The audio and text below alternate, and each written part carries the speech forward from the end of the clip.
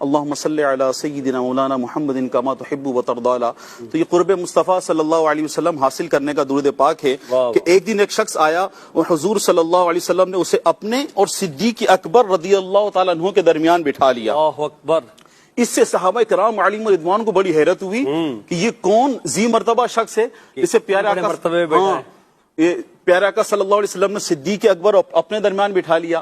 ایک سید المرسلین ہیں، تمام انبیاء کے سردار ہیں، تمام جہانوں کی رحمت بنا کر بھیجا گیا ہے. اور دوسرے جو شخصیت ہے وہ شخصیت کون ہے کہ جن کا رتبہ انبیاء علیہ السلام کے بعد سب سے بڑھ کر ہے. پیارے آقا صلی اللہ علیہ وسلم تمام انبیاء علیہ السلام کے بعد جو سب سے افضل ہیں وہ صدیق اکبر رضی اللہ تعالیٰ عنہ ہیں. اب ان کے درمیان جو بندہ بیٹھا اور صحابہ کرام علیہم رضوان حیرت میں کہ یہ کون سی مرتبہ ہے، ایک طرف ایک ہستی اور دوسری طرف سبحان اللہ سردار. اب یہ کیا معاملہ ہے؟ تو پیارے آقا صلی اللہ علیہ وسلم نے ارشاد فرمایا کہ جب یہ مجھ پر درود پاک پڑھتا ہے تو اس طرح پڑھتا ہے اللہم صلی علی محمد کما تحب و ترضی. واہ واہ ماشاءاللہ.